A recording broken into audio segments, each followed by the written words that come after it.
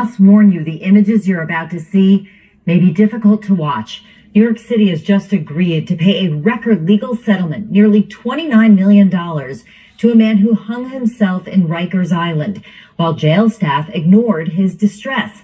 The prisoner suffered permanent brain damage. Our Chris Glorioso is the only TV reporter to obtain video of the incident.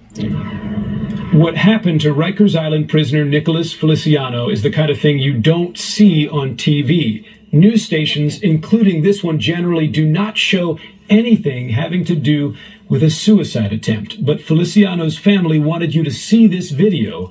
They hope it persuades the federal government to take over the city's municipal jail.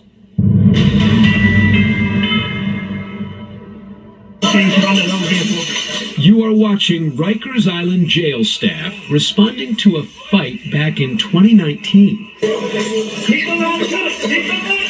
After this inmate decks another prisoner, others pile on, and you can see them stomping on the victim as he lay on the floor. The melee keeps going on until a correction officer sprays his chemical agent, sending inmates running, and when the mist clears, you'll notice this prisoner, shirt off, in white pants, yelling because his friend was just jumped.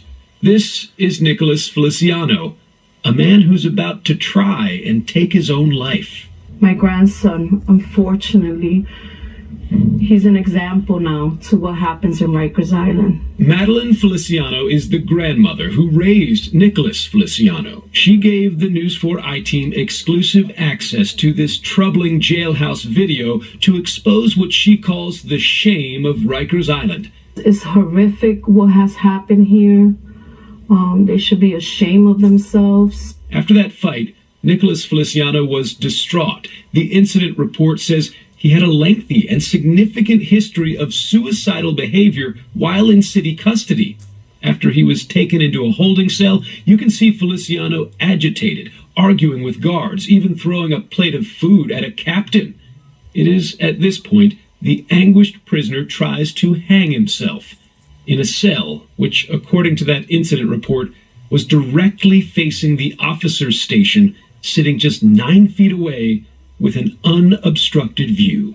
That he was hanging off a hook, and you got these officers just walking by and standing there, and like, if it's okay, oh yeah, leave him there hanging. Who in their right state of mind does that?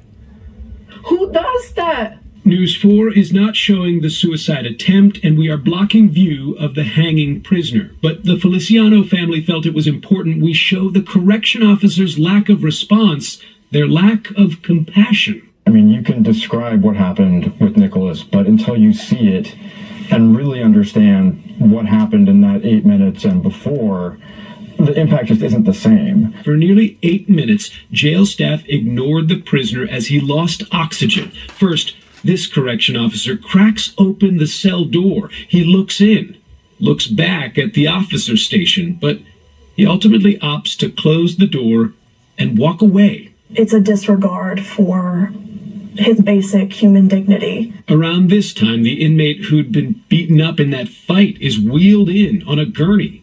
Between the medics and jail staff, there is now a crowd of officers at the station. They're just steps away from a man hanging motionless in his cell, and people are starting to turn their heads. The injured prisoner told the Board of Correction he yelled at the guards to help. I feel disgusted. But no one did. How could you do something like this and go home to your families and act like nothing happened? After 3.5 minutes go by, another guard passes Feliciano's cell. A minute and a half later, another appears to look in. After another minute, that same guard and another CO walk by, but they do nothing.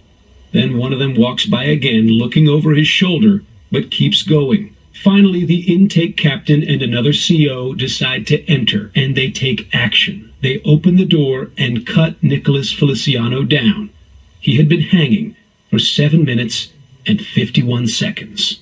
The reason we released this video is we want to shock people out of the lanes and their calcified thinking about Rikers Island. For putting people in a place that everybody knows is a substandard, unconstitutional hellhole. The place is inhumane. Jail staff later told investigators they thought Feliciano was faking.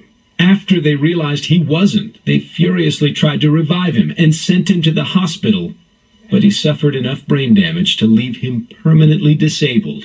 Because now he got to live his life with cognitive impairment, mobility impairment, speech impairment, when he had hope. Who are we to say that Nicholas was not going to have a future? The Bronx DA filed criminal charges against 4 of the jail staff members accused of ignoring Nicholas Feliciano.